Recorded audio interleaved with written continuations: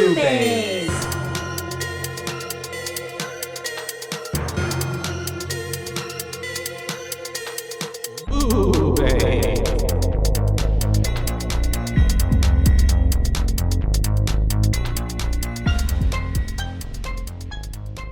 Hello. And hi. And welcome to BooBaes. BooBaes. That's right. We're your hosts. I'm Caitlin. And I'm Joshua. And we're here to talk to you about an actual cult classic today. Yes. Yeah. Saw's got a very strong following. It does.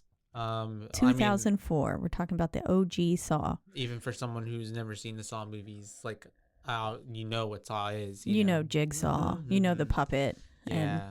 everything. So It's brought its own very stamp on pop culture and stuff. Yes. Yeah. Definitely like Michael Myers, like Sam from Trick or Treat. Aw, I miss Sam.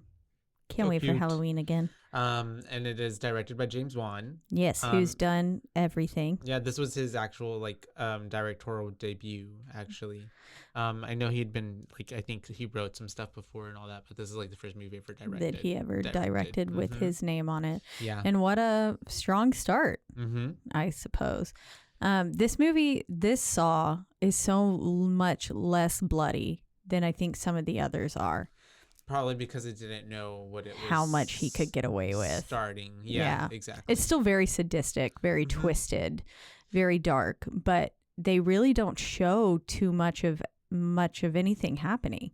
You get not blood wise. Yeah, no. you get kind of the aftermath or you see the really dark contraptions and stuff that are on people's heads or how they're locked up and stuff. Or stuff. even the scene when she's Amanda is going through the guts to get the key. It's sped up, kind of excuse me, kind of like the same way they did Scream. Yeah, Drew Barrymore's character, and it's exactly really fast, so you can't really see. Still there, but it's just shot right above it, like when Lawrence is cutting off his foot, Dr. Gordon, you can't really see. You see just the first little bit of blood cutting off his foot. Yeah. And then after that, you just see the stub. I feel like the most blood and guts we see is just the pool of blood and the old man, John, in the middle of the room. With the brains supposedly blown out. Prosthetics, yep. Yeah. Producers were Greg Hoffman, Mark Berg, and Oren Cools. I don't know. Cool Beans. With the Koules. Yep. Your pronunciation is the best pronunciation, and then that's all right. If it's wrong, I'm sorry. Sorry to that man. I'm gonna say Oren. I'm calling by his first name. Oren. It's. I was kind of excited to get into it because I had never seen these movies before. So it was something. It was something. Yeah. I feel like this movie definitely Saw 1 in particular gives more action film almost a lot of the times with the music especially.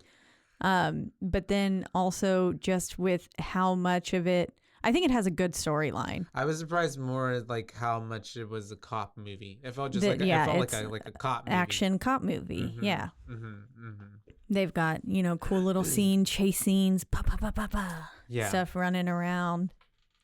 It really, it does focus a lot on the cops. And I think because it really helps drive the narrative and as to why this is happening. Serial killer and all that stuff. Yeah.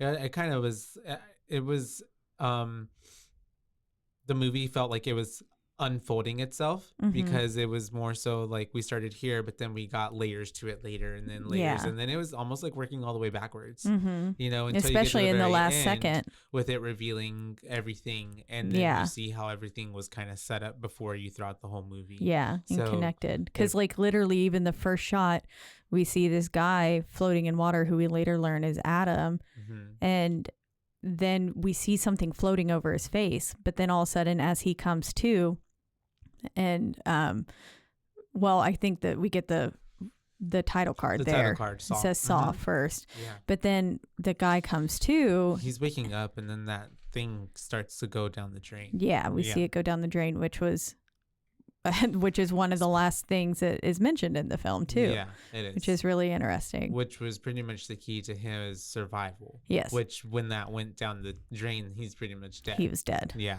He was dead. Adam was dead. Which pretty much sucks for him. But also couldn't care less. Kind of happy for it because he was the most annoying character. There was one point in my notes where I was like, Adam is kind of pathetic. And then like literally 2 minutes later in the film, it was like, you're a pathetic, blah, blah, blah. And I was like, okay, good. Jigsaw thinks so too. But kudos to the actor because he really did make me like hate him. I just did not like the character. Yeah. He was just so like annoying and a bad actor. Unlikable. Didn't really help the situation in any way. No. Really. And then was hiding and being shady. So you're already just thinking like, there's what are you doing? There's something wrong. What's here. Up with you? Yeah. He's being suspicious. Yep. But yeah, so we get introduced to Adam, who wakes up, like we said, in this room, and then that little blue light necklace looking thing goes down the drain. And it's very specific in showing us that it does. And then we do see that he gets out of the water and he's in a room and he's like trying to talk around. Or no, he's just freaking out and he hears a voice. He's in the dark. Yeah, and then he hears a voice being realizes he's like chained to a wall and stuff too. Don't make all that noise because it's not going to help. Yeah, stop yelling. No one's going to hear you, basically. And it's this man who sounds like he'd already been in there for days. You remember like in Fresh? Yeah. The girls on the other side, he gave like them. But he of course hadn't been in there for days. I think he had just been awake already for a while. Yeah. He woke up. And they finally turn on the lights and the acting here is so comical. When Adam's like so bright and you can't even see. Yeah. I don't know if he was like just that bad or you're like the actor was supposed to be playing someone who's acting poorly. Yeah. But that was also not a point when he was supposed to be acting. Yeah, I think the actor was just bad. Yeah. Yeah. That kind of makes sense. I wonder who that was. I wonder how that leak even came up. He kind of looked I know it's not him, but for some reason the whole time I was like, why is this Ezra Miller? Leigh Whannell. It looked like Ezra Miller just a little bit. What else has Leigh Whannell been in? This doesn't even look like him. No. Not really. But he's also been in Aquaman and Insidious, which I hate Insidious. I hate the Insidious series. I wonder who he played. Lava Chalantula. Oh. Lavantula. Oh, the demon. It's like, I think it's a lava tarantula. Oh. What? Oh, I don't know who he was in Insidious. I'm hung up on. Oh, I'm like, what are you talking about? Oh, he was a director for Lavalantula. Sounds like something that would be on the Sci-Fi Channel. I love it. He played Specs in all the Insidious. Oh, okay. Yeah, he did. Okay, that makes sense. That is him. But he looked like Ezra Miller in this movie to me for some reason. But anyways, he is awakened, yelling, talking to this man in the dark. We get the lights turned on. It's super bright. And then finally we can see that there's two dudes in a room with the dead dude in the middle of the room. Yep. With what seems to be maybe his brains blown out. And yes, that is what it appears to be. All over himself and then a pool of blood. Yeah. Which, it's not the best thing to wake up to. No, and also just how dingy and gross everything in that room is also not pleasant to wake up to. Oh, yeah. I'm sure it probably smelled bad. Yeah. Oh, I can't believe Adam whenever he immediately reaches his hand inside the toilet instead of the tank. Yeah. Like, whatever was sitting in that toilet was just nasty. Yeah. So it had to smell like shit. I was also thinking to myself, and I'm glad that he even said it. He was like, "Why didn't I check there first?" Yeah. Because you should have checked there first. My first. notes were like, "You dumbass, you check the tank first. Why would something be?" And also, the heart was on the tank, not like. The basin of the toilet. If that was the case, I would guess, maybe it is in there. Anyways, but we still would have checked in that top part first. And then if nothing was there, we're like, well, I guess it's in there. That's all that's left to do. Yeah, exactly. Yeah. and thrown up the whole time. But we are getting introduced to our characters. Lawrence Gordon is the blue shirt doctor man, as my notes refer to him as. I refer to him as Gordon most of the time. I did too. And then at some points when Adam was yelling at him as Lawrence, I was like, wait, what? And who the fuck is Lawrence? Yeah. It did get a little confusing whenever we were with Mrs. Gordon. And that times that I would get a little bit confused there. But so we find out that Lawrence is a doctor. We haven't quite gotten Adam's name yet. No. But they're trying to talk about how in the world they got here. Yeah, because Dr. Gordon especially is like, they could have killed us, but they haven't. So that means that they want something from us, or for some reason we're that still they alive. don't know, they need us alive. Yeah. Exactly. And we do also see that the dude that's dead in the middle has a tape recorder player and a gun in his hand, which will come into play. And then we do have basically Gordon kind of asking questions to Adam. And like, you know, do you remember anything? And Adam doesn't remember much of anything. He's just basically saying like, I went to bed and I woke up in this shithole. Yeah. I went to bed in my shithole apartment, woke up in an actual shithole. And then the Dr. Gordon is basically saying, you know, he was heading home. That's all he can remember. And then he woke up here. He was here. Yep. And we get the comment from Adam saying like, dead people are so different in real life. Like they don't move. So stupid. Yeah. Which I was like, so no, whack. duh. Yeah. They actually don't move because they're dead. I have to say kudos to him, because how the fuck did they not catch him breathing the whole time? Oh, yeah. I have no clue. Look, he was upside down too, so maybe that helps. And maybe they just. But I feel like attention. Your lungs, you know, if you're laying, you'd see the back raise. But I'm sure he's a serial killer. They were just freaking out. And yeah. he's a serial killer. And he's close to death. So maybe he's got real shallow breaths. I was about to say, and he seems like someone who's got the determination to do anything that he wants. That's true. That is true. And so and also Adam is just whack, because at this point, I even at this point was suspicious of him, because he was, when he even said that, like, oh, the dead people, they look so different. Like it seemed very much like a actor, like he's in on it. He's supposed to be doing something. And he's just playing a victim at this point is what I was kind of suspecting. Even though I guess that's not really the case. Yeah. He was kind of in on it, not in on it. Yeah. Because he had his own part to play. Helping, but yeah.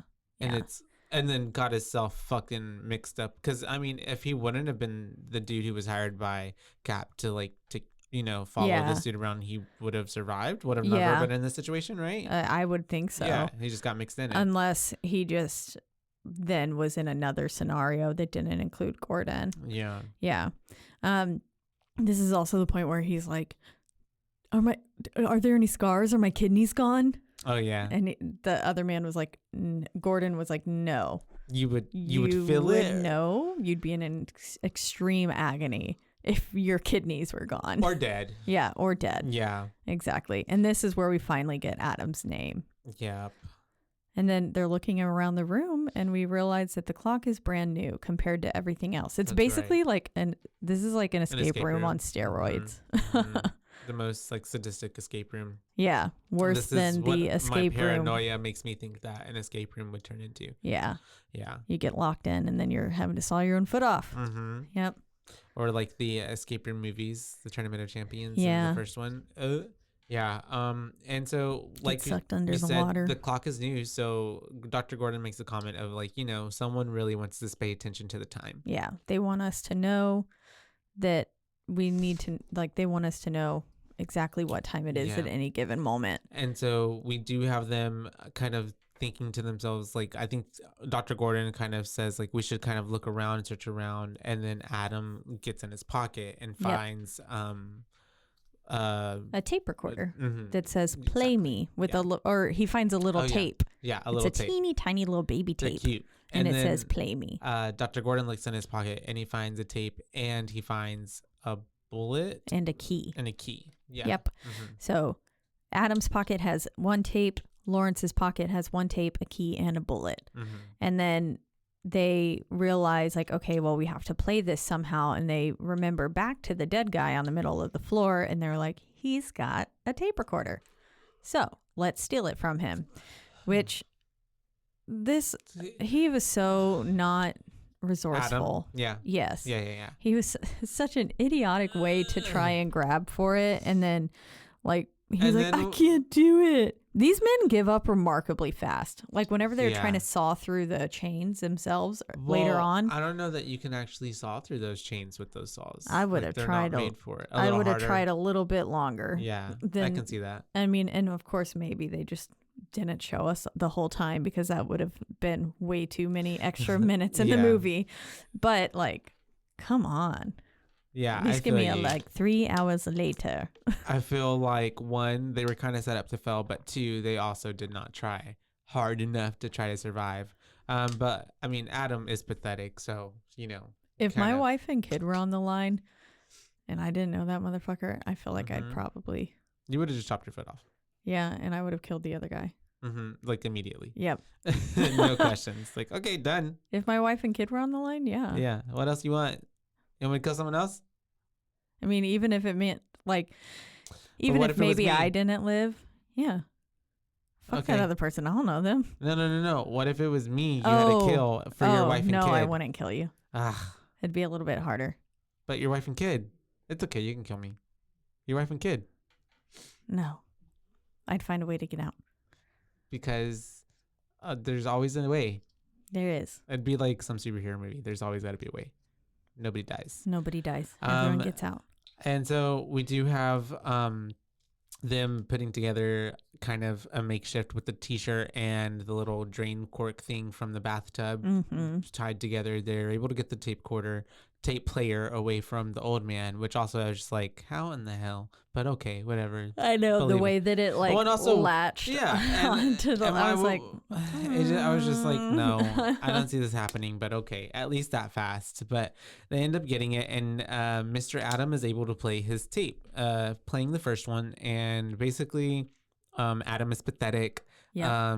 He hides in the shadows. It's very cryptic, like what's being said by the person on the tape, and then says basically that he's going to watch himself die today. Yep. He says, "Are you going to watch yourself die, or are you going to do something about it?" And I liked whenever he first started the tape too. He says, "I'll tell you where you might be. You might be in the room you die in." And I was like, nice. Pretty serials. Yep. And then he says there are ways to win hidden all around you, and so. You just got to figure it out. Yeah.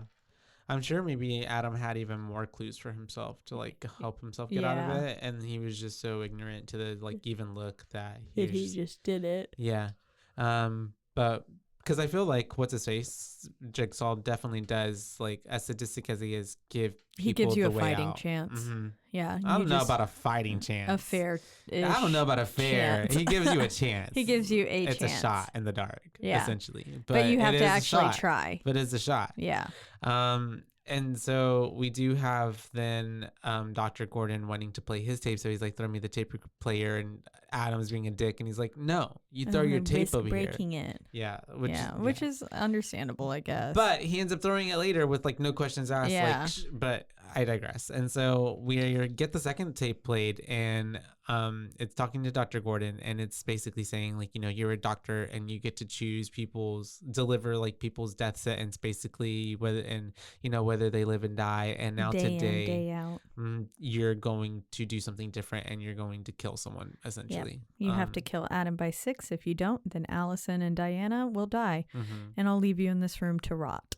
Yep. Which are his wife and daughter. Yeah. Yeah. Which is like so much more terrifying, knowing that, you could be left in this room to rot and die, knowing that, and like having to sit there, live with the fact that that your wife and child are dead. Yeah.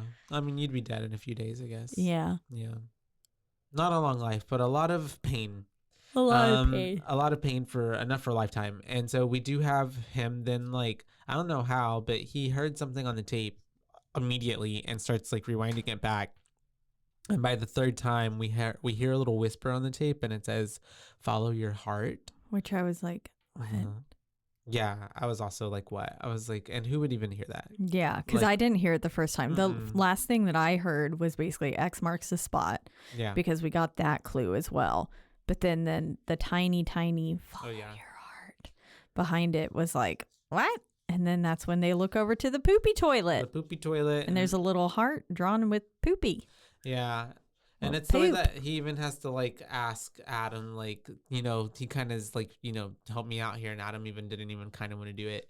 But he ends up going in there, puts his hand in the shit, and for doesn't no even good need reason. to, because all he had to do was go to the basin up top, yep, where the water reservoir is, the water tank. And there was a black bag in there, and it happens to have some saws and a couple other items that we don't get to see at this moment because Adam's shady as Adam's fuck. being shady, and he's hiding it, withholding information from Dr. Gordon. Yep. But I mean, I don't. Yeah, I mean, I get it, because like obviously this other dude is supposed to kill him. Yeah, maybe wouldn't want to give him any more reason to do so. And I think at this point, maybe Adam didn't remember all the way who Gordon was. I think he did, since he threw the photos away. That's true. Yeah. Okay, yeah. I think probably. he was. At I think that point, he remembered, fully was aware, and was like, "Oh shit, ooh, yeah, I can't give this guy that information because he'll then have now a motive to kill me." Exactly. Yeah. Knowing that I caught him potentially cheating. It has all the photographic evidence. Yeah, exactly. You're right. But then they hand out the saws, and they start sawing away, but not for long. Because it's not really cutting through any part of the chain. And then we get a realization from Dr. Gordon that these saws aren't meant for the chains. Yep. They're meant for our feet. He doesn't want us to cut through the chains. He wants us to cut through our feet. Which is like, wouldn't that be your leg, not your foot? But he's a doctor, not me. I mean, I guess you could chop off like half of your foot and then like slide it out really low. Yeah, like on the arch, maybe. And then you'd be able to maybe get you'd have to cut it off right above the heel. Yeah, you have to cut a lot of that hoe off to like get it out. To actually get it out. Yep. You couldn't even just like, And Adam's saw broke too, so he couldn't really saw for much longer. But the teeth weren't working. Anyways. But we also get kind of like a realization from Dr. Gordon, and he's like, wait, I know who this might be. Yep. And we get a little bit of a flashback to information now that we're receiving from basically the narrative point of Dr. Gordon. Yep, and we're going through all the murders now we're getting like a little flash of each murder, kind of a little sneak peek of all of them. The first one starts out with this man who had to climb through barbed wire and like razors and stuff to get out, and because he had unfortunately tried to complete suicide or to unalive himself. With a razor, probably trigger warning. Sorry, that's too late. But it's already happened. Yeah. But a few weeks earlier or a month earlier or so, and then he was like, if you really want to die, then do nothing. But if you want to live, you can get out of here. Yeah. And they were saying that he was cut so deep that there was like traces of stomach acid on the floor. Yeah, it's gotta be painful with barbed wire. Just cutting into his stomach and stuff. Ouch.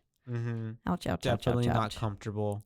And also just like a really torturous way to go out. Oh yeah, definitely. And then the way that we do get the shot of him like struggling to try to fight for his life to get through. But he was only given 2 hours, and he was then when he didn't make it in time, then left to die in this room that had, I guess, like poison, then like, right? Yeah, and I think his body was just cut up from it. He was that he bled out. Actually, yeah, he bled out, I think was what. Yeah, he died from massive blood loss. Yeah. And and then Jigsaw had also said the line like, how much blood will you shed to stay alive, which was pretty good. Yep, because he got a tape. And then apparently The reason we call this murderer Jigsaw is because he has been called and dubbed that by the media because he cuts out like a jigsaw puzzle of the flesh from his victims. Yep. And then I guess he keeps that. What if he makes a little necklace, little charm bracelet? Yeah. Or his own little skin puzzle. Yeah, I was about to say a little quilt. Ew. That'd be cute. Skin puzzle. And an American quilt.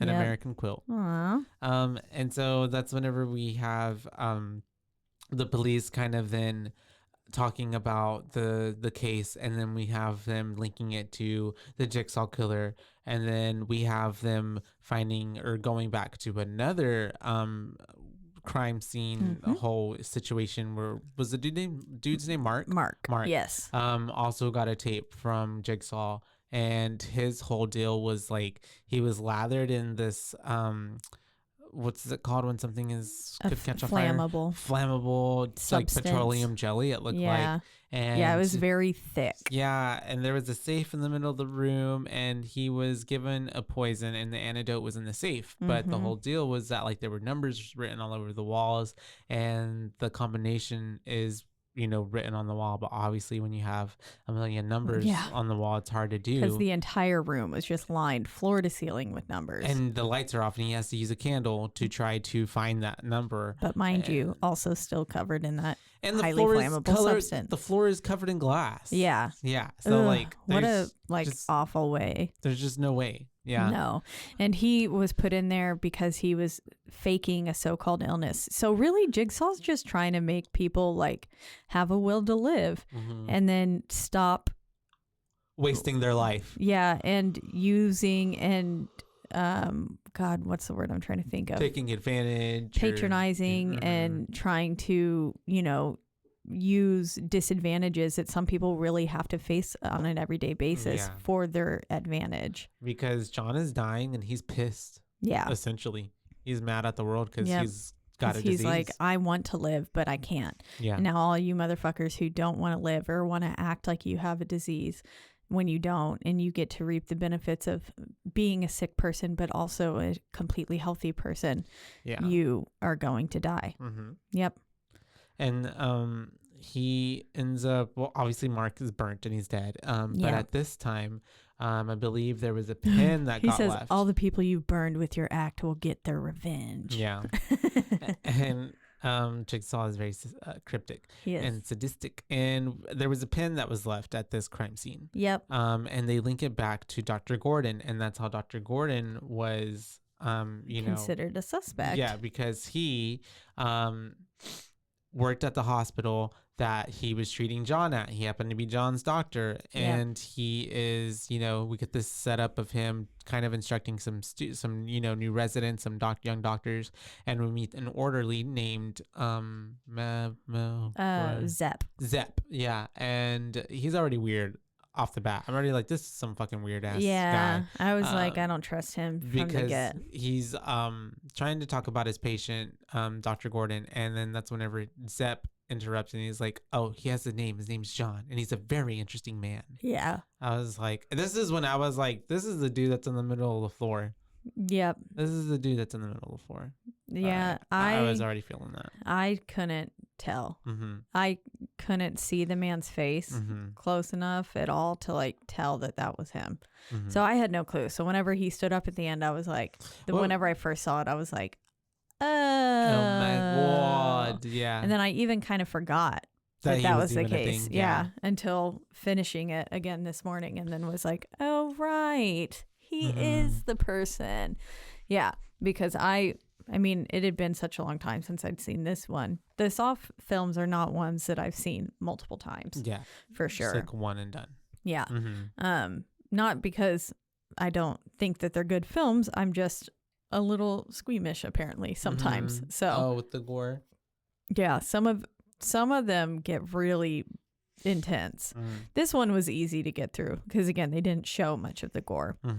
But there's some where it's like, oh God, and it like makes your body hurt. Yeah. But torture porn. Yep. And whenever they were also looking through, they mentioned that he was watching through a peephole. Oh yeah. Sorry right. for Mark. And that this guy likes to book a front row seats basically to his killings and watch them. So that line comes back into play later. But yeah, basically then the detectives show up to question Dr. Lawrence at the hospital. Yep. Which must be pretty embarrassing for the doctor. I know. They were like, oh, hey, you need to come in here right now. To and the then station. They were like, I loved whenever he was like, oh, my wife has a car today. And they were like, oh, you can ride with us. Yeah. I was like, that's even worse. That's funny. And so they are able to tell him that they like found his pen at the crime scene.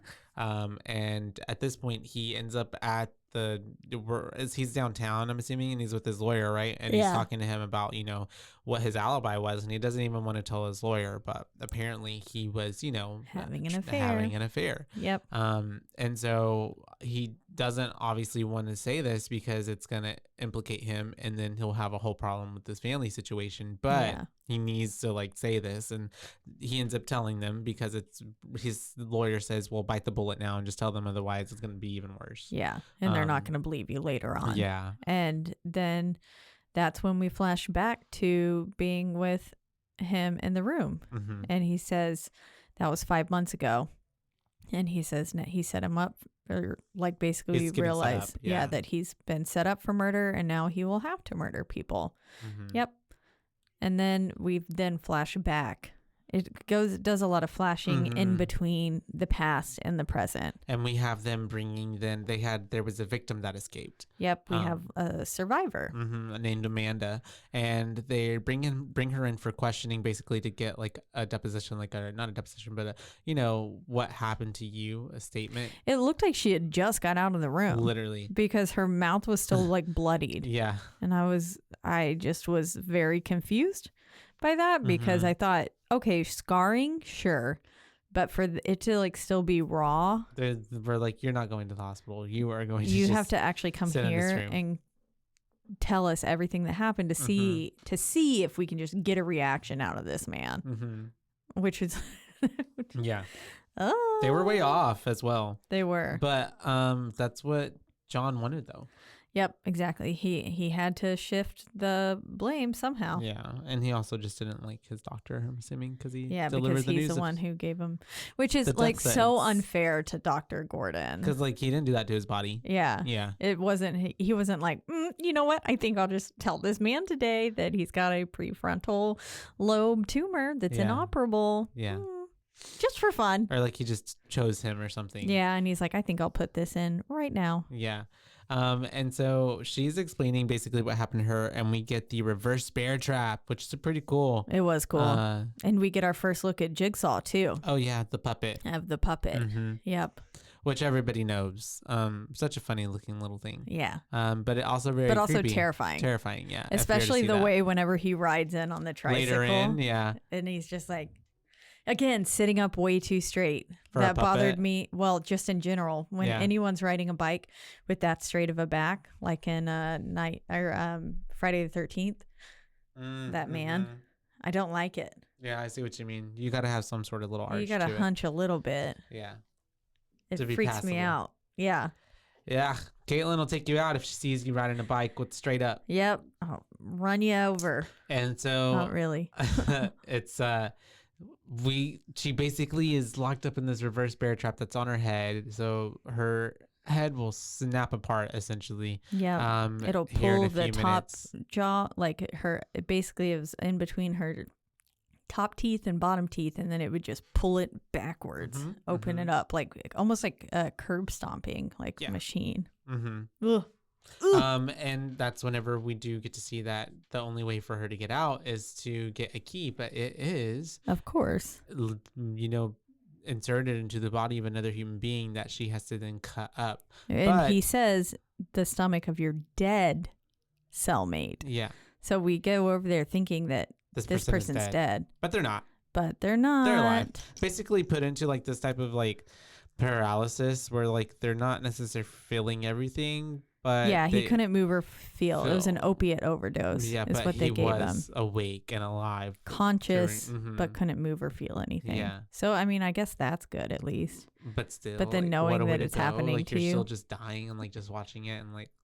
And then she's like just pulling the guts out and like trying to get the ski out the intestines and everything. Fumbling. And also, the way she kind of killed him was pretty brutal. She could have just like, but she was like stab. Yeah. Stab. Guess she just had some rage she needed to get out a little bit. I don't know. Just killed this man real good. But she did get the key. She was able to then finally like unlatch the thing, and she did it just in the nick of time because when it fell to the ground, it popped back. Yeah, which was terrifying. Yeah. The footage throughout all of this, especially whenever like she gets out of the chair, is so chaotic. I didn't like it. Yeah, it was so much. It felt like we were in like a heavy metal music video or something, and it was like well, and it's funny because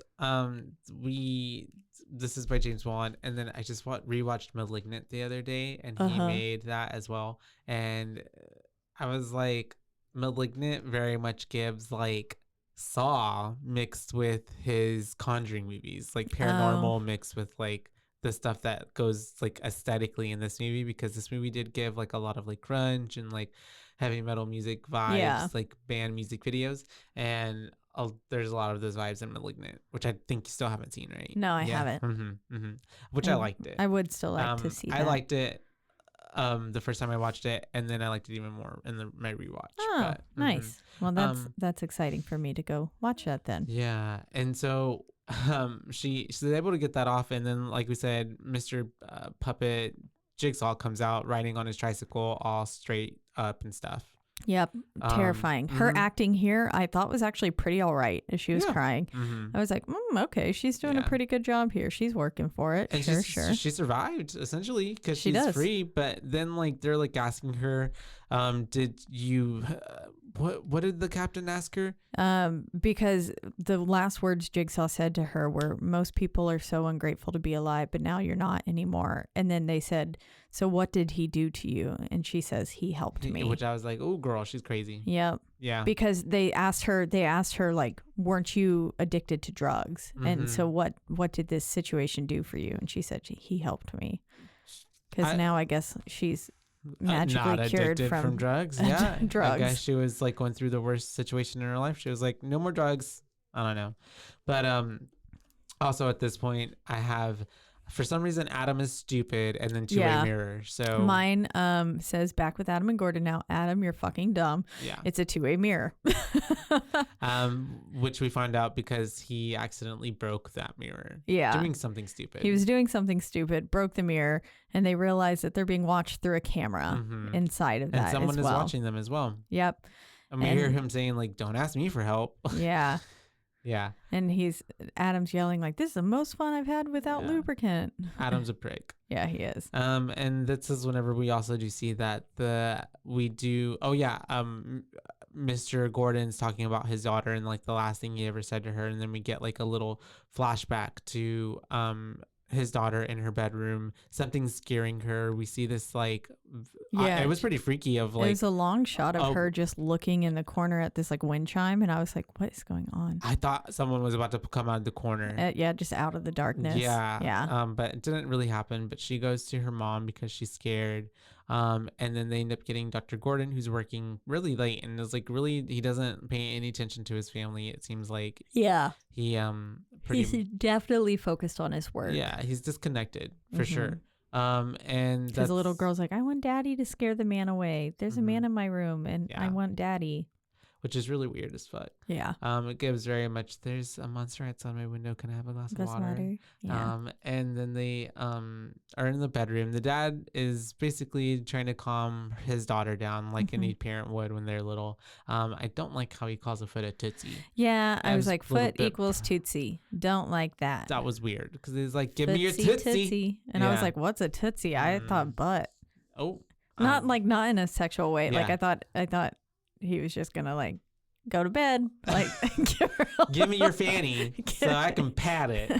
Yeah, it was pretty weird. No, I didn't like it, but we do the whole little toe situation, the piggies going into the market. Yeah. And she's basically just saying, she's asking like are you going to leave us? And he's having a heart to heart with her and basically trying to comfort her and saying that he's never going to leave her. He loves her. But then, of course, the pager has gone off at this point, too. And she's like, I hate that thing, which was so sad because she was so young. And it's like, damn, dude, if your young daughter is like saying, I hate that thing because she knows that you work so much, like, that's sad. Work so much because he fucks so much. He's got to go with the residents. He's got hoes. I guess he's making them find ways to get a job. Yeah, probably. But then the way he says he never cheated on his wife, and I'm like, did he just go in there and chicken out every single time? I don't know, or I didn't know if because that was 5 months ago that he was meeting with someone. Exactly, and he's here now, and he was just at that lady's apartment or hotel last night. It gives that he did cheated on her, but he can't admit to it. Yeah. He can't even admit the truth to himself because he's that much in like of denial, a douche and like a dick. Yeah. Because even the argument that he has that we see with his wife later, where she's like, I would rather even just like fight with me, tell me you hate being here because you would show some passion, some semblance of passion. Yeah. Because she's not getting anything from him. Exactly. But yeah, he ends up, like I said, here we are fighting with his wife. And we get this whole where she's telling him that, and then it cuts back to Adam and him in the room, and he shows him pictures of them in his wallet. And he's trying to tell him to like look at a certain picture because it is his favorite picture of his family together, but it turns out that photo is not there. And what does Adam find in its spot? He finds a photo of Dr. Gordon's wife and kid tied up with an X marks the spot. And then it says, sometimes you see more with your eyes shut, written on the back of the photo in like a silver Sharpie.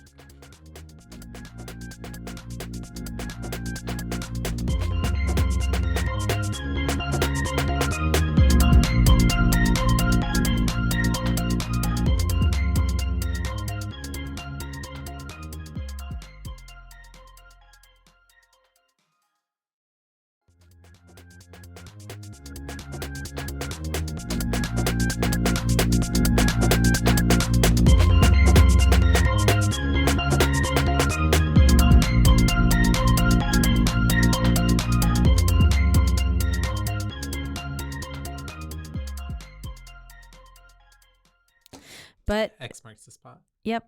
And then Adam decides to not share this fact with Gordon, which I also do understand because that's a pretty scary thing to see. But the fact that it has a clue on it, but of course Adam's also trying to survive till 6. I don't think any part of that was him like thinking like, I'm gonna spare this man feelings. I think later on he says that it was, but it was probably more so he was just trying to survive. Self-preservation. Yeah. But we then realize that we're back at the house and the creepy man's real. There was a fucking man in her bedroom. Yeah, it wasn't just like, good night, little girl. Yeah, which was so creepy. And then, but then doesn't even let her go to bed because he's like, rah! Yeah, and he looks like he's covered in just a fitted sheet or something, and he's just like, wee, like a beige fitted sheet. Because then the mom comes in after she hears her and screaming, she's like, and he's just she's just looking at him. Yeah, and he's like wiggling around. It just looked so comical. Yeah, it really did. Yeah, and they end up getting tied up. And that's when we do like see the dude walking around in there, and already I can tell I'm like, this is a fucking orderly. Yeah, I was like, this is Zepp. Yeah, I could tell that was Zepp for sure. And Zepp just gave sus vibes from the beginning, which I think it was intended for you to think it was Zepp the whole time. Yeah, that's true. Which I think they do a pretty good job of. At throwing it all at especially if you did put 2 and 2 together that was John, you could have just thought, well, Zepp decided to kill that guy. Yeah. And then that's why he's dead in the middle of the floor kind of thing. Yeah. It very much painted the light on him like he was the bad guy. Yeah. The mastermind. It definitely did. Because he's got the wife and the daughter tied up. And at this point... He pulls out the stethoscope, which was like, I was like, and then he checks their heartbeats to see how quickly they race once a gun is held to their head. Which mine would probably be mine would be like, yeah, popping out of my chest. If I hadn't already passed out. And Yeah, for real. Yeah, guns are so scary, man. And so that's whenever we do have him as looking out of the windows as well to the street, and we see that someone else is watching him. Yep. It's a lot of like people watching other people watching people. Yeah. Because someone is watching him, and that's whenever you're like, oh wait, what's going on with that? What? And that's whenever we realize that it's the fucking captain, the freaking cop from before, who is watching him, and he still thinks that Dr. Gordon is the killer. Yep. He's still hung up on that, and he couldn't let him go. Yeah. And we see that he just looks, that embodiment of the red strings tied to every single thing. He's got newspaper clippings up on the wall, and he's clearly just like living in this little hole, just watching. Which is so like he's gone off the rails a little bit. Yeah, he very much has. He's lost it all because he's like hyper obsessing over this whole case. Yeah, because we do see that it transitions back to him going like leaving Dr. Gordon that day that they had the whole clearing of his alibi and stuff, and even then he was still like, I'm gonna get you, basically. I'm gonna get you. Yeah. And he is losing his mind, kind of going over the tapes and everything that happened with Amanda and the other tapes, and even his partner at this point is just basically being like, you need a girlfriend, like you need to get out of here. Like was already seeing like he was worried about him. Yeah. Because he was like, basically, all the other cops were going down for a beer and stuff, and Singh invited him to go. Yeah. But then that was when he was like, no, I'm just going to keep watching this a few more times. Yeah. And then that's when he makes the girlfriend comment, and he definitely cares about his partner and stuff. For sure. And then he's on his way out whenever Tap notices something. He finally notices something on the screen, and I couldn't, was it like a graffiti tagging, right? Yeah. K2K gang territory is what it ended up being, because they realized, and then he can ever so slightly hear an alarm going off in the back of the video, and it leads them to look up the K2K gang territories, like radius, basically, and where they operate. And then they find that, and they like cross-reference it with where the alarms have been activated within the last couple of weeks. Yep. And they notice that there is one place where it overlaps. Yeah. And it's this old mannequin factory, because of fucking course it's a mannequin factory. Yeah.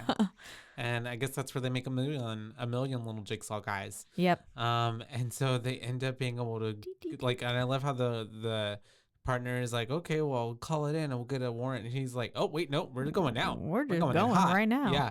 And so they do pull up, and really fast they stumble upon a workshop. Yep. And they're like, whoa, what the fuck is all this? I know, yeah, like not hidden in the slightest. Not at all. But we do see like basically the jigsaw puppet once it's revealed, and then like torture mechanisms and stuff like that. Yeah, as well as miniatures of the scenes. Oh, that's right. He's got it planned out. So we see that even 5 months ago, basically, because I'm assuming this was roughly around the same time, because Tap's throat had time to heal. Yeah, exactly. So this is what leads up to him getting his throat slashed. Yeah. And so this is roughly 5 months ago. So even that far in advance, he was planning out, because we saw the miniature of them in the bathroom. Yeah. And so, which is really, it's cool, but also crazy. And so we do have them finding that, but then they hear someone move underneath like this red hooded cloak thing. Yep. And they pull it off, and it's a man who's just like in this device of a chair. With like it basically looked like drills or like screws that would go point into his throat. Very Frankenstein. And so also death. And so we have them finding all that, but then we have someone coming up. So they're like, fuck. And the partner's like, okay, this is it. But then the cap is like, no, you know what? We're going to hide, because I need to see this motherfucker. Yeah. We're not just going to shoot him and take him out. They should have just shot him and taken him out. Yeah. Ugh. Because real fast we have John coming up, but they don't know who he is at this point, because he's pretty hooded, and he's talking to his victim, and he's basically saying, you're a part of a trial or a test or something like that. He says you're a test subject. He says, don't cry. I've given your life a purpose. You're a test subject for something bigger than yourself. And then the cops pop out. Yep. And that's whenever John is able to like hit a little button with his foot and it sets off the machine. Yep. And then here we go. We've got them playing his fucking game. Yep. He's got him right in the palm of his hand. Yeah, literally, because he's making them like, get this key set and then try to open up you just have to get it off the key. But of course, it's like a key ring that's filled with like 1,000 keys. Literally. And like, it's easy. And at this point, I'm just like, can we just shoot him, because they have him there in front of them? Yeah, and then he's not doing anything. Then oh man, I hate it because Cap, what's his name? Tap. Yeah. He essentially gets distracted for about 2 seconds, and then he gets his neck fucking slit. Oh, it's which so was sad. like, oh my god. I thought he was dead. I thought he was point. too. But then yeah. Then it makes sense that like, oh shit, no, because we're seeing back into the past. Yeah. He's obviously still alive. But we do see his neck get slit, and then that's whenever John runs off and his partner is able to stop the machine before it kills that one dude that was up there. He just shoots the little things and makes them stop going off. I guess. And then he chases after Jigsaw. Who which ends up running down like an alley. Very sad. Yeah, and then he almost gets him, and he ends up kind of like shooting him down. But whenever he's walking closer, he crosses a booby trap, and trips a wire. Shot from above him with like these shotguns, just all of them, and all up into his body, and he just like falls over and dies, which was pretty sad. It was really sad because he was funny. He was the one who made the comic. Well, you can just ride with us. Like, he was kind of comical, and stuff. While Tap's very like serious, and like he really cared about Tap as well. So you're like, oh man, and you know that they probably had a pretty like serious bond, being partners and stuff. Oh, definitely. Because then even Tap is like trying to run down to get to him, and he sees that he's dead, and he's like. Yeah, and then it goes to this very the grayscale frame. Oh yeah.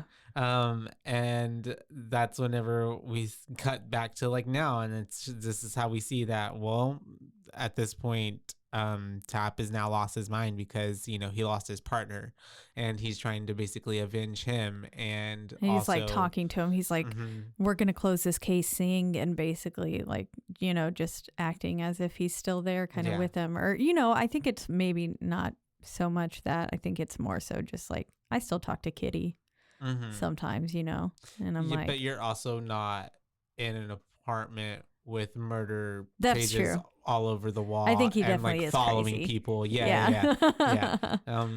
And you're still functioning, highly functioning crazy. Yeah, that's true. That's true. And so we do come back with Adam in the bathroom, and he's holding that picture with the X marks the spot on it.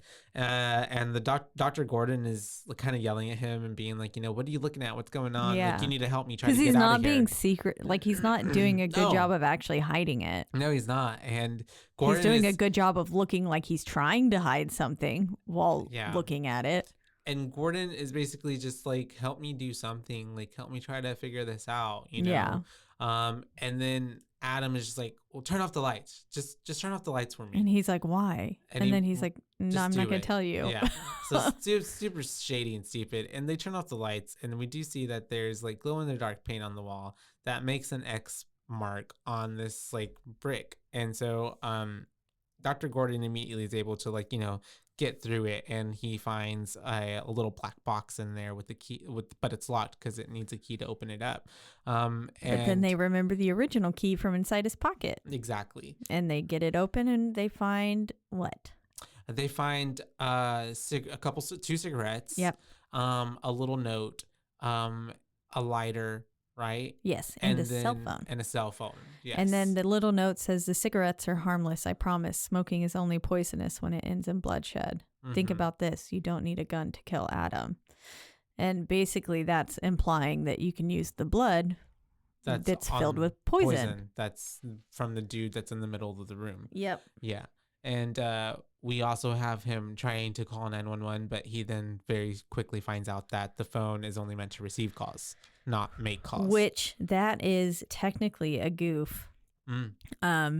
So 3 different tones can be heard, and he says that the cell phone has been blocked from making calls. However, FCC rules require every telephone that can access the network to be able to dial 911, regardless of any reason that normal service may have been disconnected, including deactivated or blocked phones. Oh, interesting. Yep. So technically, they could have still called the police. 911. Yeah. But that's fine. Yeah. We don't need that for the Hollywood, movie. baby. Yep. And so that's whenever we have him remembering, because I guess the phone noise sound reminded him of how he ended up in this room, and he's reminded of how he was walking after work last night and how he thinks he saw someone, and then he's like going to a phone to use a phone, and we see someone getting out of his car in like a red jacket and like a pig mask, which was terrifying because we saw the pig mask earlier whenever the 2 detectives went into the mannequin factory.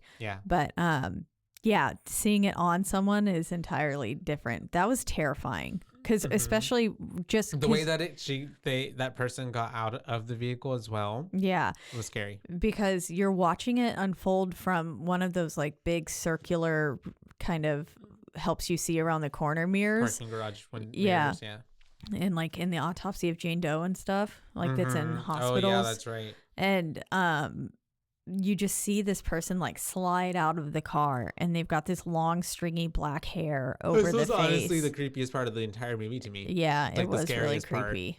And it was terrifying. And then whenever the pig rushes him, it's like, oh yeah, oh. And that's how we see that he was basically attacked by a pig-faced person, and that's how he was put into this situation. Yep. And then he finally does the smart thing and starts asking Adam again about like, wait, why did you tell me about the lights? Yep. And Adam finally shares the photo. Yeah. Which he then tries to explain that like, oh, I was just trying not to like, hurt your feelings or like make you worried about your family, but it was obviously self-preservation. Yeah, exactly. And then this is where he decides, you know what?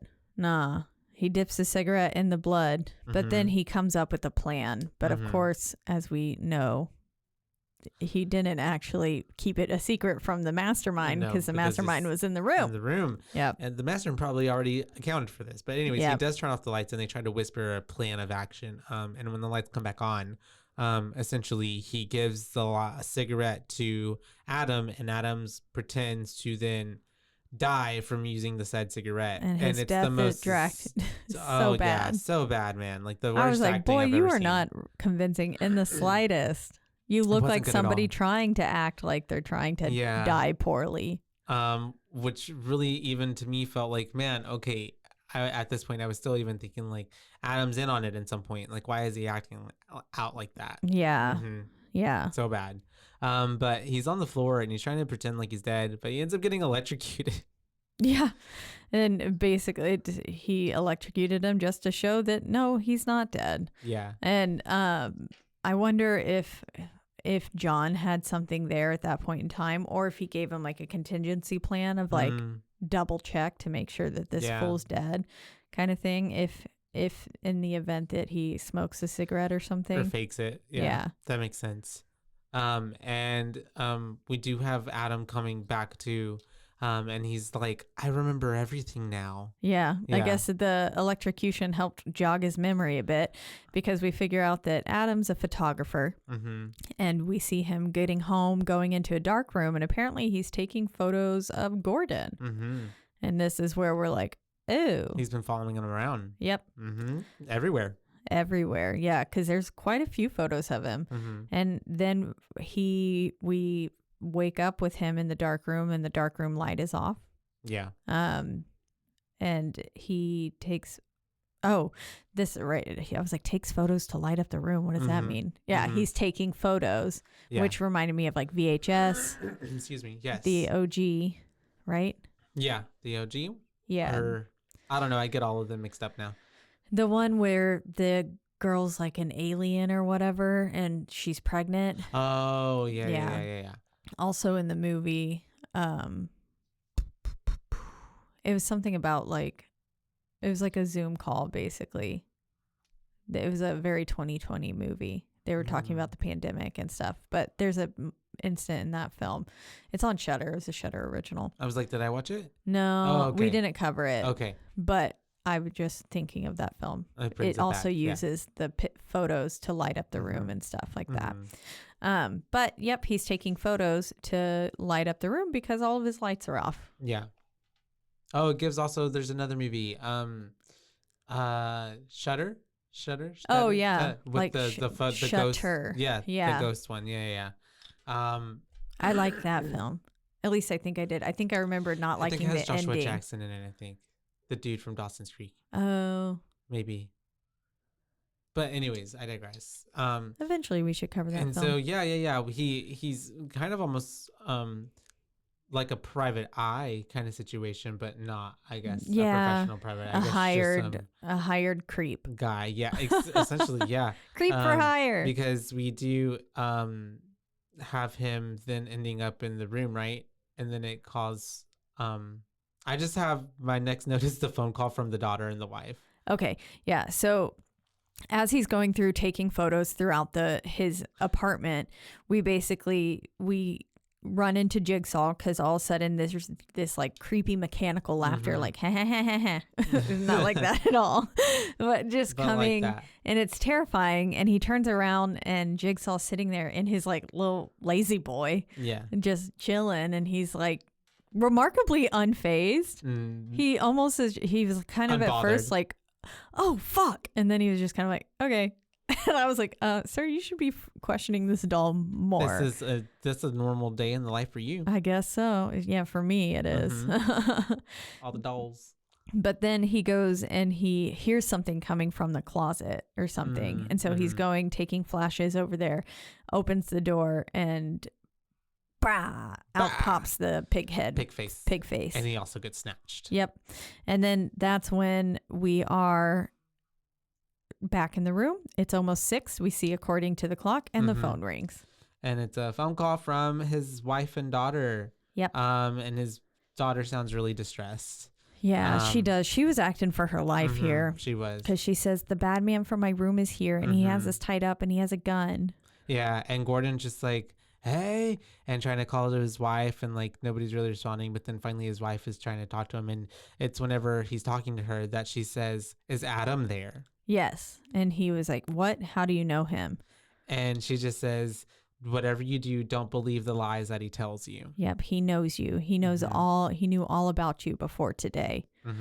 And then that's whenever he asks Adam, because the phone gets disconnected. Yeah, that's right. And he's like, do you know me? And Adam's the worst fucking liar on the face of the planet. Even Dr. Gordon is just like, you're the worst liar. You're really bad at this. Yeah. And he's like, how do you know me? And then he's like, okay, you got me. Yeah. Because real fast, he's just like, well, I followed you to that shit motel or hotel, whatever. Don't you remember having a picture taken of you in the parking lot? That's right. And it was like, and he's like, I've been taking pictures of you for a few days now. I take pictures of rich men like you who like to fuck their secretaries. And it's like, okay, dude, we get it. Adam's so full of shit. Man. Yeah, because he's bringing up how he followed him and he saw him go to this one hotel with the lady. And this is the lady that we see him meeting up. And I guess he was supposed to have an affair with her, but he ends up like chickening out. Yeah. Yeah. Basically ends up not doing it. And then all of a sudden, while they're in there, though, they get a phone call. They get a phone call, and it's from this person, and it's like, I know what you're doing, doctor. Yep. And it was like, oh, okay.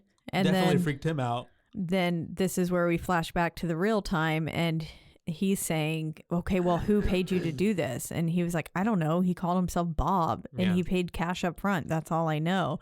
And so at first you're thinking, oh, it's like Jigsaw kind of thing. I thought that's what I was thinking. I thought it was John. Yeah. And then he was like, well, what does he look like? And he was like, I don't know. He was a tall black man. And then with the scar on his neck. With the scar on his neck. And he was like, Agent Tap.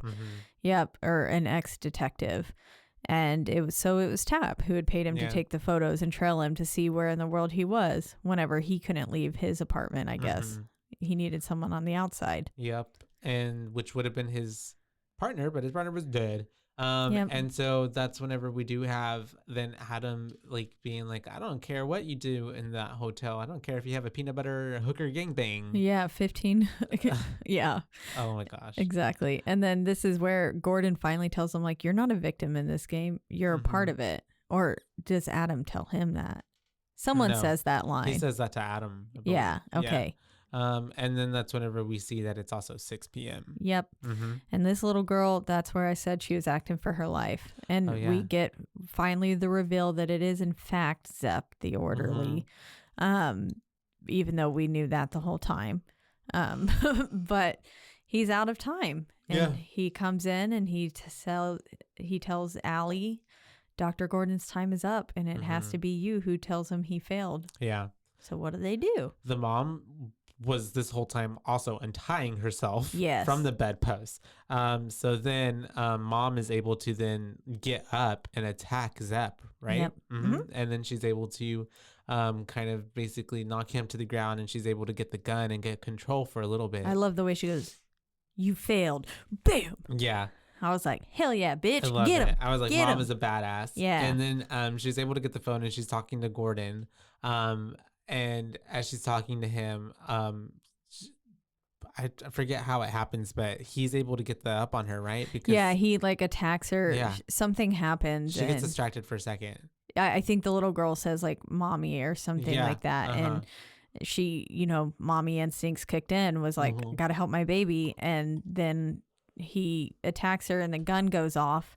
Thankfully, it doesn't hit anyone, but it does alert Tap that something's going on over there. And then fucking Gordon's losing his mind.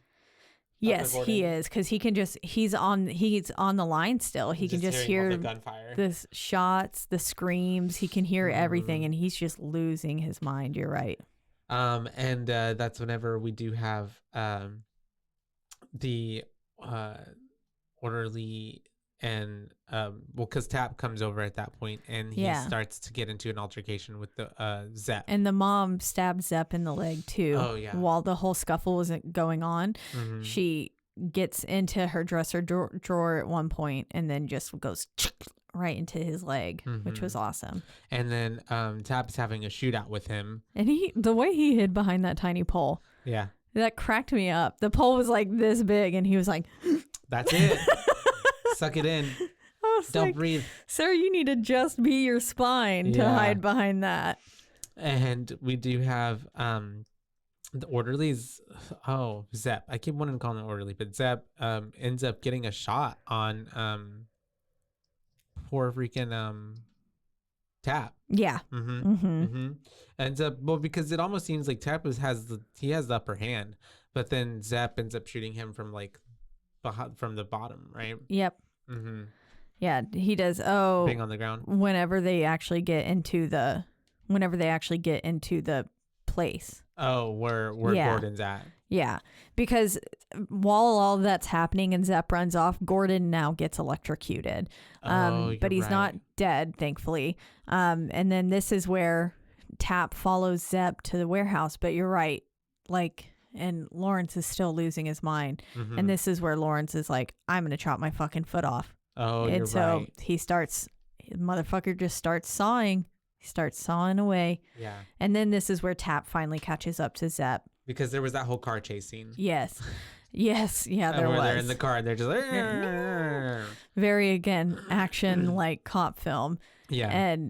But then, yes, that's right. He it seemed like he had it in the bag because he got the gun away from Zepp or whatever, disarmed him. But then as he was on the ground, he messed up for 1 second. And Zepp got him from on that ground and it shot into his stomach, abdominal area. And you just see Tap falling back. Yeah. Yeah, which was no, you worked After so hard. All of that. Yeah. And now you're still, you got so close, but also not because Zepp's not the person. Ugh. But then this is where Gordon, I was like, Adam. No. Finally has his leg chopped off. Yep, chops his leg off and he puts the one bullet in the chamber, crawls towards Adam, And he says, you have to die. And I love how Adam's my family. Like, no, don't do it. And then and also Dr. Lawrence Gordon looks really freaking sickly. He looks so sickly. Oh, so bad, he also man. a little bit looked like Will Ferrell covered in like flour. I could see that. Yeah. There's just something about the way his face looked at the time. I was like, you look like Will Ferrell. Will Ferrell covered in flour. Yep. But he ends up shooting Adam. He does. He shoots him, thankfully, and he shoots him in a manner that keeps him alive because he's a doctor. He knows. It's like show me where from Crimson Peak. But yeah, so he shoots him, but Adam is not dead, and Zepp comes in at this moment, right? Yeah. Yeah. And that's whenever he comes in, and then he's about to attack Dr. Gordon. Yeah, because he ran out of time, and he was like, it's still the past rules. 6. Yeah. Yeah. So you still have to die, basically. And then this is where Adam just goes fucking ham. Pops up and starts beating the fuck out of Zepp with the tank of the top water. What's it called? Toilet. The toilet tank top. Toilet tank top. Yeah. Toilet porcelain. Tank top. Yeah, It's just you a little. can kill people with those things. I'm imagining a toilet wearing a tank top now. Yeah. Get your toilet tank top for just $9.99. And just getting his head bashed in. Tank top that looks but we like also a don't toilet. see it For maternity clothes. Yeah. Oh, God. But that would be a work. perfect maternity Halloween costume. It's just the toilet. The toilet. Are you equating pregnancy to toilet? I am. You I'm have sure to throw up a lot. That's what I was about to say. But Adam kills Zepp.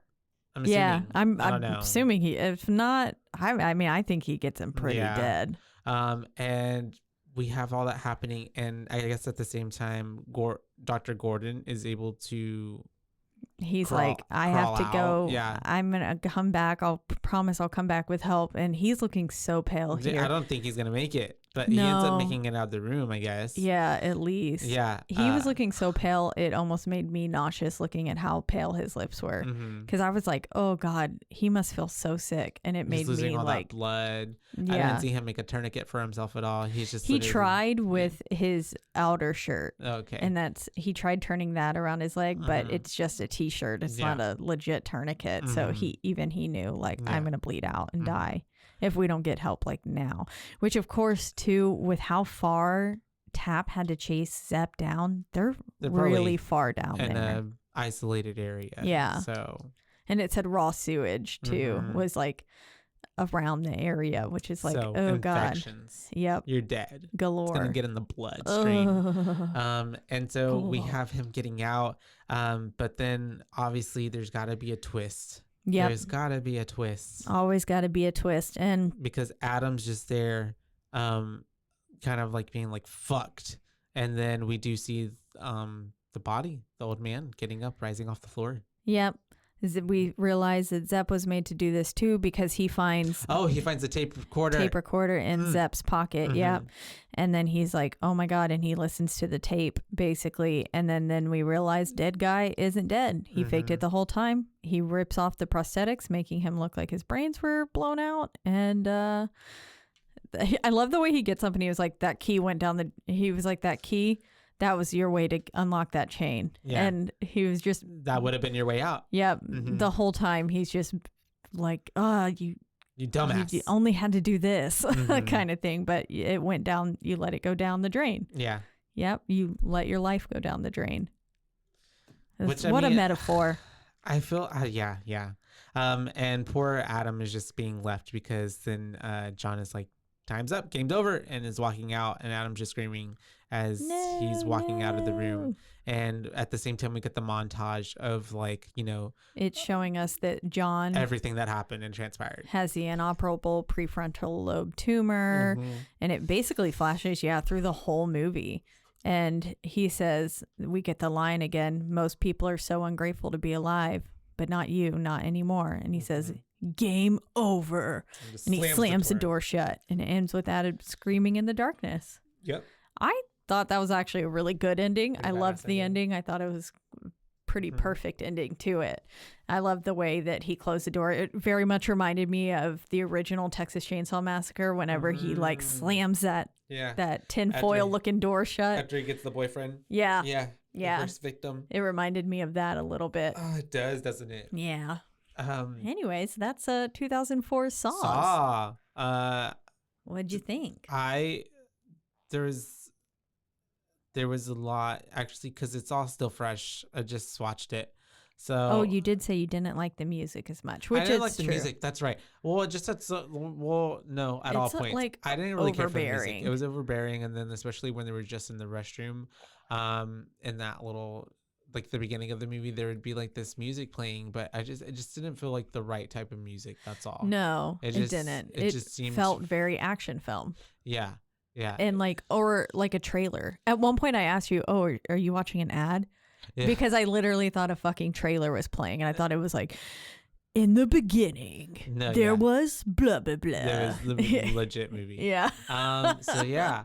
Other than that, I thought it was a pretty good story. I thought it was pretty cool, like that they had him, basically the killer was there in plain sight in front of the two people the entire time. It's a mix of a lot of things, like an escape room, like you said, and like a whodunit, and like a crime cop genre type of movie film. Yeah. So there's a lot of stuff going into play with it.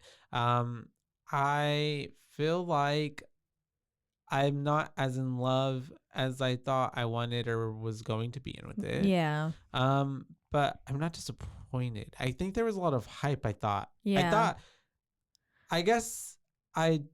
It was a lot different than I thought going into it. It was a lot different than I remember. I just didn't expect it being so like crime cop movie driven. I don't know why I didn't know that about it.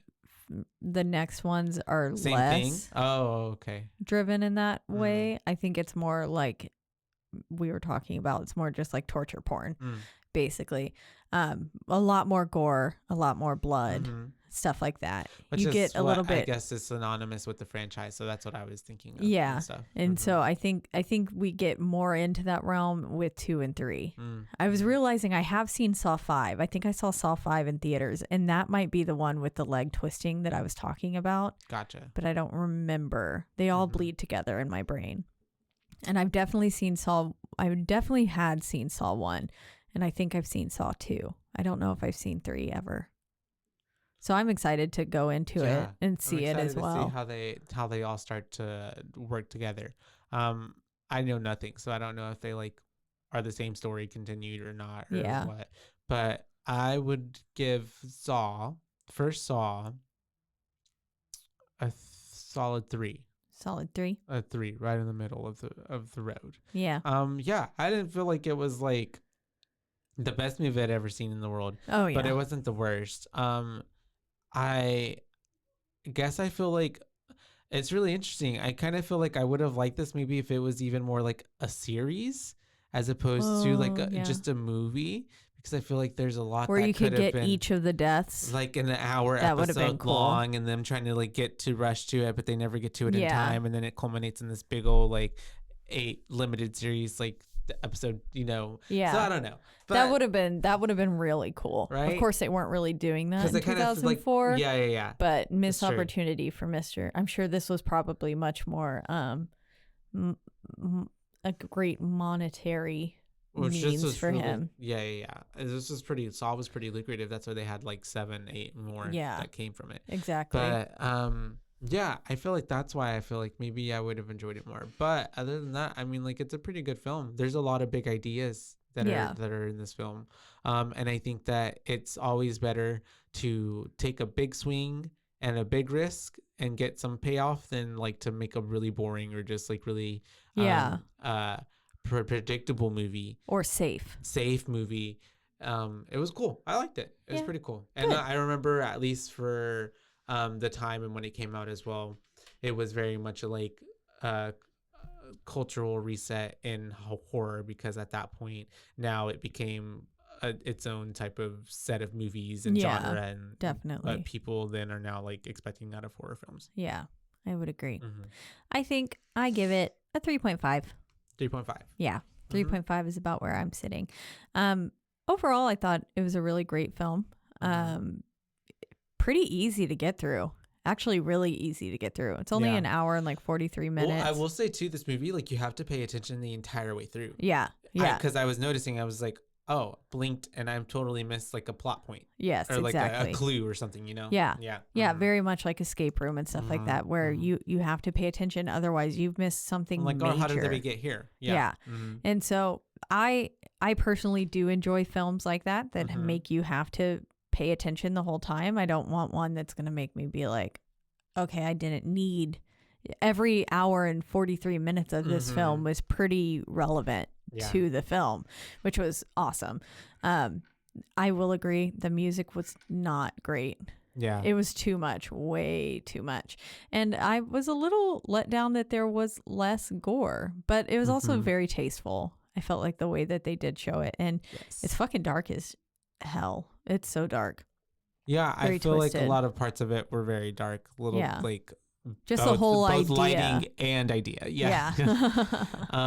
It was very gritty kind of film.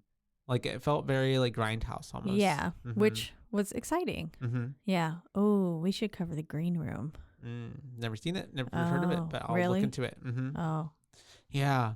But The Green Room. Yeah, we're getting a thumbs up. We'll have to look. We'll have to put it on the list. Yeah. But yeah, this movie reminds me of like Saw. Reminds me of like there was this game that we used to have for our Sega Dreamcast.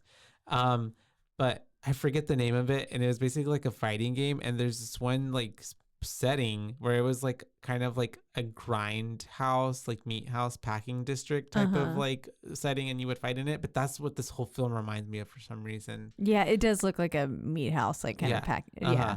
I think it's just because of the like tiled walls and everything like that too. And also you never see a bathroom that really is like that set up. Yeah. It was very bizarre. I mean, it was all a set. Yeah. But yeah. It was like he built it just for this little thing. Yeah. But so there you have it. A 3 and a 3.5. So a 3.25 from your booze for Saw. We'll see if the other ones can get a higher rating for me. Yeah. Yeah. Or maybe they'll get a lower rating. Maybe. We never know. But as always, we're in the lovely Rug Media Network studio. That's right. They take great care of us, and you can listen to us or any of the other amazing podcasts on this network at one central place, which is rugmedianetwork.com. That's right. And then if you want to listen to us, you can also do so on a slew of podcasting platforms, the biggest two being Spotify and also Apple. But wherever you do listen, don't forget to rate, review, like, and subscribe. That's right, because that is the only way we can get ahead in this world. And then if you want to reach out and let us know your thoughts on Saw, or just let us know a listener request or anything like that, or any of the films we've covered thus far. It doesn't matter if it was the very first film we've covered and you've just now started listening and you're like, I want to tell you my thoughts on The Exorcist. Please tell us your thoughts on The Exorcist. Yeah. I want to know them. So do I. Yep. So you can reach out to us on our one social media platform, and that is Instagram at BooBaes Podcast, and that's BOOBAES, because we're your BooBaes, not your BooBabes. That's right. And until next time, you guys. Bye, Baes. Bye, Baes. Bye.